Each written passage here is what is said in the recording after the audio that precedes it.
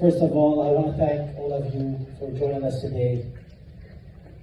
We know that the past 15 months of the genocide that has taken place in Gaza has completely shattered and devastated our realities and the reality of the people in Gaza. The people in Gaza were able to shatter this legend, this status of the entity. But this victory for the people of Gaza didn't come easy.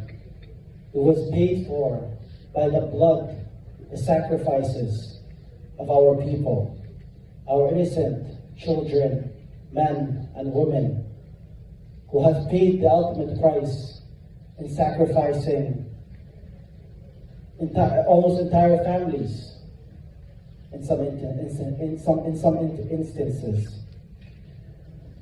With that being said, with the ceasefire enacted, it's more important than ever that we continue to organize and that we continue to engage in political discourse, so we are able to strategize for the next phase of the struggle.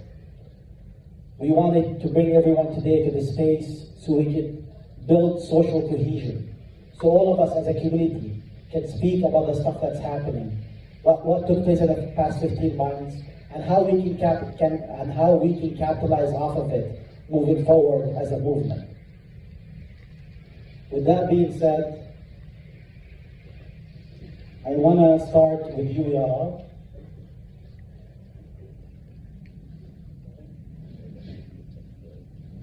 I'll start right there, introductions, I want to sit down. Today we have two panelists.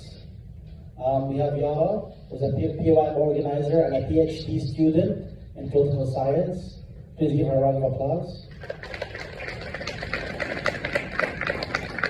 And we also have Issam Yamani, a Palestinian refugee.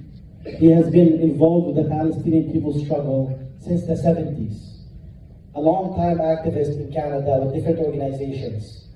Due to his involvement in advocacy, a deportation order was issued against him in 2006, and he is still legally fighting it to this day. Please welcome him. So Yara, the ceasefire in Gaza has been in effect for a little over a week. Can you please give us an overview of the terms and what it could mean for Palestinians and the political prisoners? Is it a victory or is it a defeat?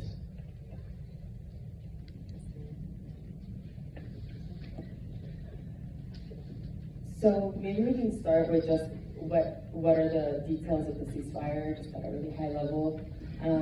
So the ceasefire agreement that was agreed upon is split into 3 phases. And so far what's been agreed upon or signed is phase 1, which is supposed to last for 42 days. And like the really important things around phase 1 that we should know is that phase 1 commits to a prisoner exchange in exchange for hostages. So 33 hostages in exchange for 3,000 Palestinian prisoners.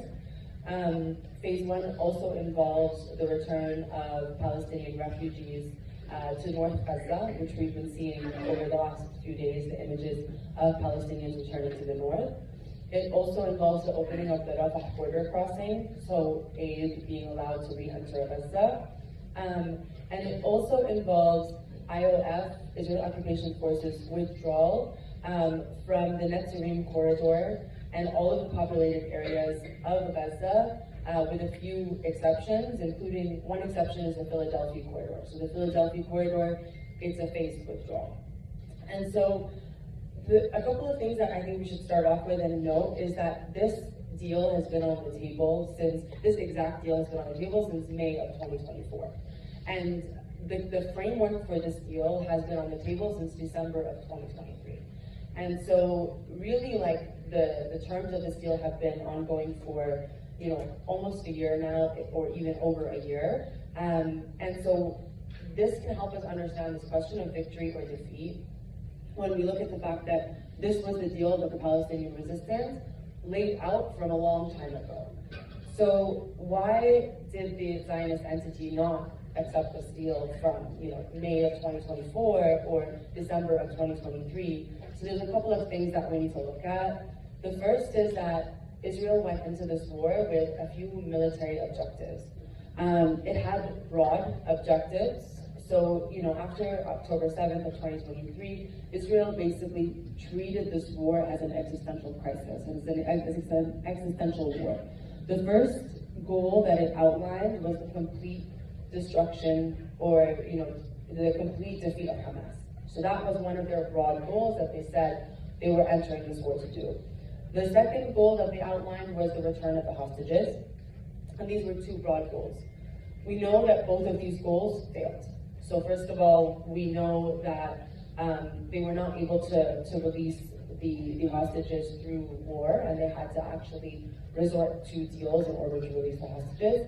And the second that we know is that Israel was not able to defeat Hamas, neither militarily nor politically. We know this. Blinken himself admitted in his final press conference where he said actually Hamas has recruited more fighters than it lost over the course of this war. And then we also saw in the images of the day of the ceasefire that it was clear that the Palestinian resistance had not been defeated.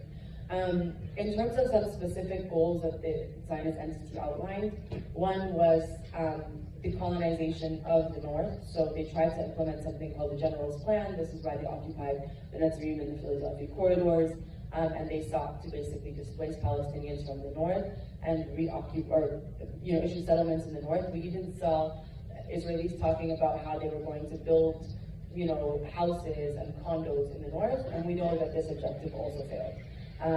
That just in the last 24 hours, we've seen our brave people in Gaza return to the north, and Israel's objectives of taking over the north have failed. Of course, a key part of this failure of the Zionist entity is through the military the battlefield itself in Gaza. So their inability to defeat resistance, including, for example, in Jabalia, where the people were completely put under siege, brutal bombardment campaigns, and yet the Zionists were still suffering military losses in the north.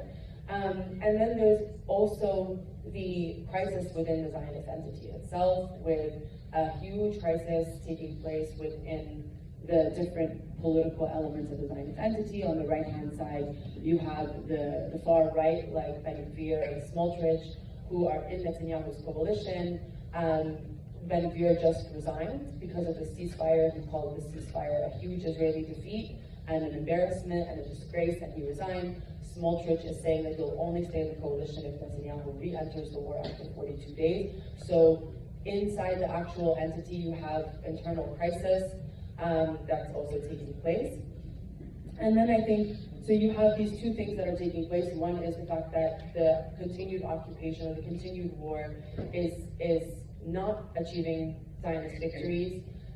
You have internal crisis inside the Zionist entity, and Israel tried to prolong the war, right, ignore the ceasefire agreement to try to change the material realities on the ground, thinking that maybe if they killed enough people and destroyed enough land, that they could bring themselves to a victory, which they were unable to do. In the last few days, we've seen the return of people to the north. This is a huge victory for our people. The ability to say that their plans to colonize the north failed. And then we've also seen the release of Palestinian prisoners, which is really, really significant for the future of the Palestinian struggle. And I won't talk about it too much other than to say that the persistence of the Palestinian resistance and continuing to fight until these prisoners could be released is not only a moral struggle. It's not just because our prisoners deserve freedom. Of course, our prisoners deserve freedom, but it's also about the struggle, the Palestinian struggle overall. Historically, Palestinian prisoners have, or Palestinian prisoner exchanges have been a key part of delivering our struggle, or bringing our struggle to victory. So in 1985, the PFLP-GC under Jibril was able to orchestrate a large Palestinian prisoner exchange. And from that Palestinian prisoner exchange, we saw the release of Sheikh Ahmed Yassin, who went on to found Hamas, and we saw the release of Ziad ibn Khalid, who is in the current leadership of Palestinian Islamic Jihad. Similarly, in the Gilad Shalit